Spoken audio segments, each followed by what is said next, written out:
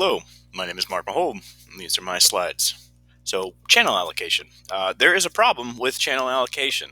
How does one allocate one broadcast channel among all competing users in your network? This can be broadcasting to an entire geographical region or a single cable with multiple nodes connected.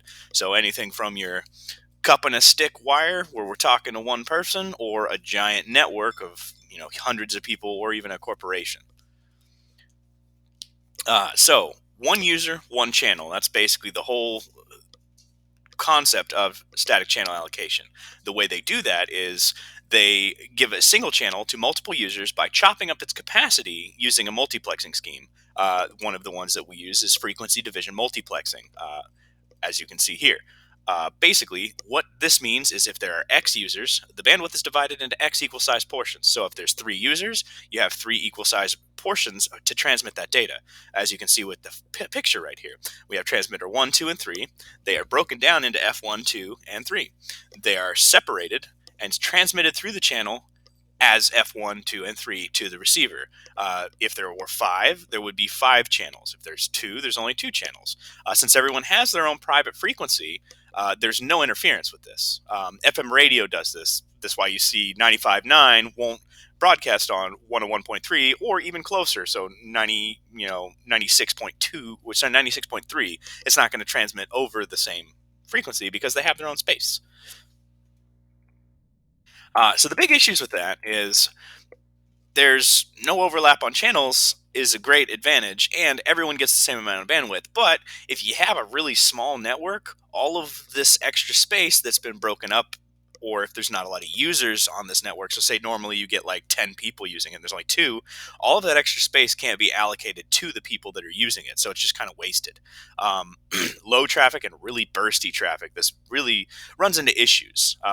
If you have a whole bunch of bandwidth, it stretches everything out. So really, you don't like you have your own evens thing, but you can't obviously do anything with it because it's so small. One of the other ways that we do, so we have static channel allocation. We also have dynamic channel allocation. Before understanding what that is, there's 5 assumptions that you have to have for a dynamic channel allocation. Independent traffic. Each transmission is independent from the other. A single channel, available to everyone to transmit and receive on, but it's sorted by priority, which is similar to our static channel allocation because there's only one, but it's sorted, which kind of adds a little bit more variety to it. It allows you to do more things. Observable collisions. 2 frames that are transmitted at once, if they collide, it alerts all receivers to allow the data to be transmitted again later so it corrects the problem. So if 2 things accidentally do transmit on the same time, everyone will know and it will retransmit both of those data packets so it won't be confused or corrupted. Also, carrier sense. Stations can tell if a channel is in use. If the channel is busy, nothing's going to transmit. If no carrier sense exists, the stations will overlap and find that there has been an issue upon checking, which is the similar thing that I was talking about with observable collisions. They will retransmit at a later time to make sure they're not corrupted. So for your multiple access protocols, which is the general broad sense, if there is a dedicated link between the sender and the receiver, but there is no link, multiple channels can access this. With multiple access protocols, they will ensure that there's no crosstalk or noise when something is transmitting. Basically, you think about that as a room where a teacher or a person is asking a question. If everyone were to say that answer at the same time, you're not really going to hear anything. It's going to be static. Your multiple access protocols in place, it's going to ensure only one person is going to answer that at once. Therefore, it's not going to be over talking.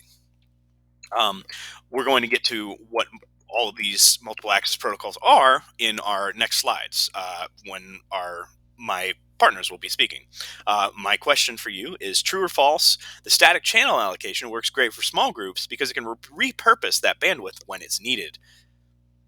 And the answer to that, of course, as we spoke, is false because static channels cannot repurpose unused bandwidth. So that runs into your issue where you can't add anybody else's bandwidth to yours. And that is my presentation. You have a good day.